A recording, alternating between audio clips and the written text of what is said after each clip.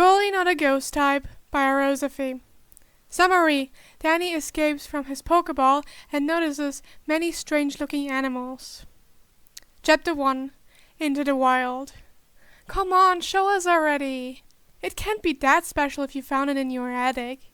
The kid rolled his eyes at his friend's remark and finally pressed the release button on his Pokeball. They gasped. That was another child. He was glowing and looked at them. Children? Phantom asked, bewildered. Wow, you even speak our language, one of the kids in front of him marveled. Leon! A very familiar voice called out, causing the kids to turn around and giving Phantom the perfect chance to escape. He detransformed and just ran as far away from the village as he could. Danny had enough of stupid scientists, and he hated those stupid balls. If he hadn't been crashing in this world injured, he wouldn't have let himself be captured this easily. The only good thing was that the liquid they put in his ball healed him in both forms, so he wasn't bleeding out anymore. Then he tripped over what looked like a very big caterpillar. What the? Danny's inquiry was immediately interrupted by a web in his face. Then he ripped it off and looked incredulously at the creature in front of him. Caterpillars aren't supposed to be that big. The creature looked at him expectantly. I'm sorry, I didn't mean to trip over you. Danny apologized sheepishly. Caterpie, the caterpillar stated, before it shot another web at him. Hey, stop! Danny exclaimed, bewildered. Metapod, some green rock-like creature said. Fine, I will just leave, okay? No need to shot more webs at me. Danny stood up and slowly backed away. The caterpillar accepted his retreat and went on its way. Danny, on the other hand, looked around with wide eyes. All the animals were strange.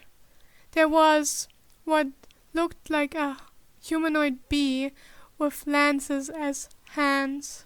He had thought the animals in the lab they had put him in had also been subjected to experiments, but all the animals here were different. He walked farther into the forest, careful not to step on or trip over any more strange caterpillars or other creatures. What had the scientists here called him again? Most humanoid Pokemon they have ever seen. Then he wondered what a Pokemon actually was. After a long time of walking, he noticed it was getting darker. Some of the animals went to sleep.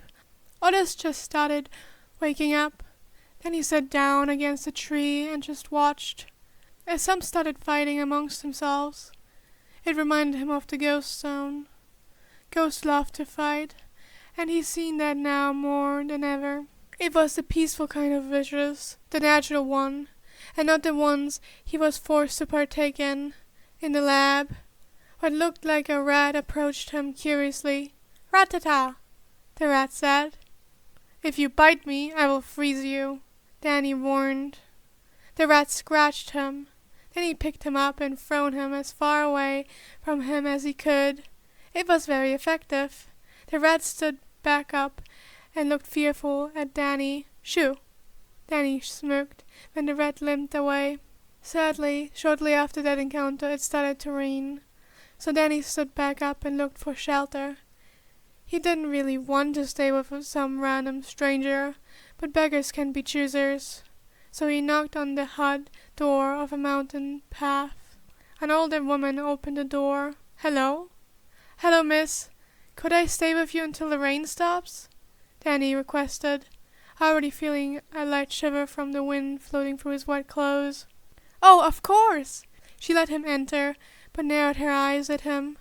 Thank you so much. Danny smiled politely. No problem. But where are your Pokemon, kiddo? She inquired curiously. Then he tensed up immediately. Why would he have Pokemon? He didn't even know what they were.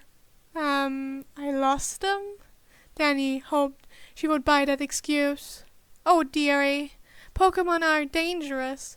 Haven't your parents taught you anything? Wait a minute, I think I caught an extra Geodude. She went to a side table and looked through her hiking bag. Miss, it's fine, I don't need a Pokemon. Then he stuttered when he saw one of those cursed balls again. Nonsense, you don't want to get a hole rammed into you if you encounter an Agron.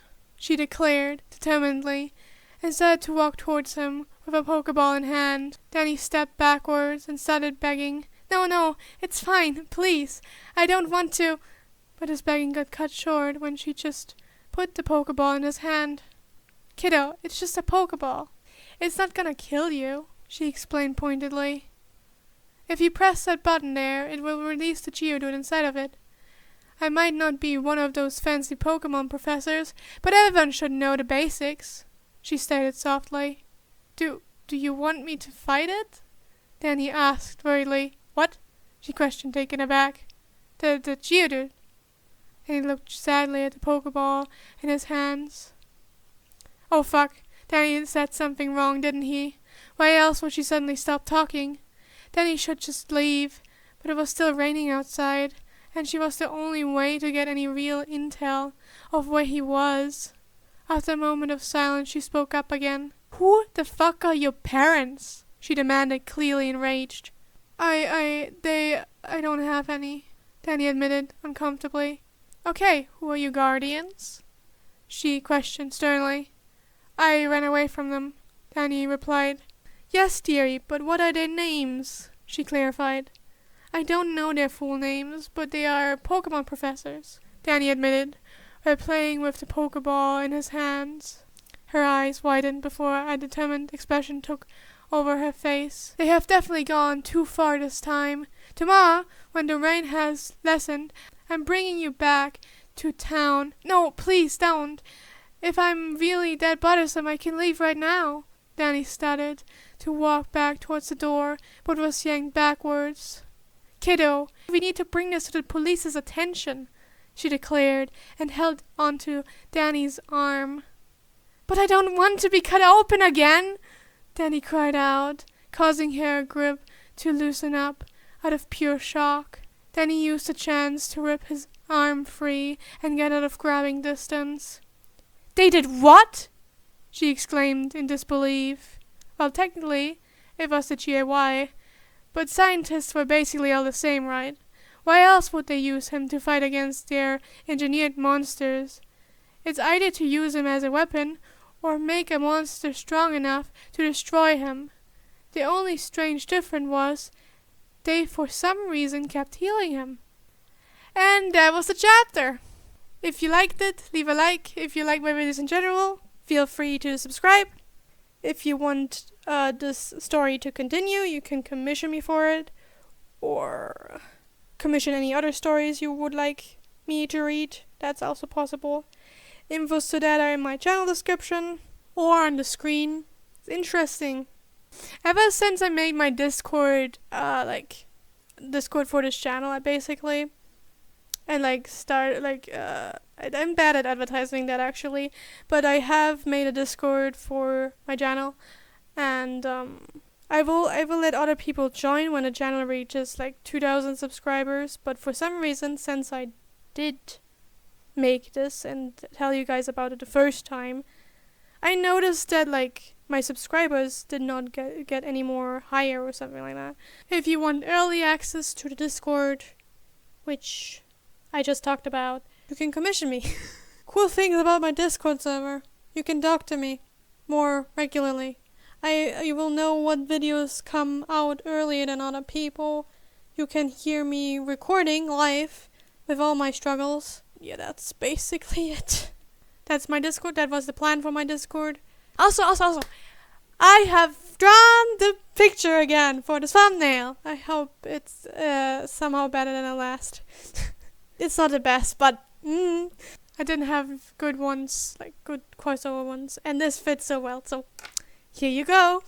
If you like my videos very much, you can also share them. Have a nice rest of your time, and see you next time.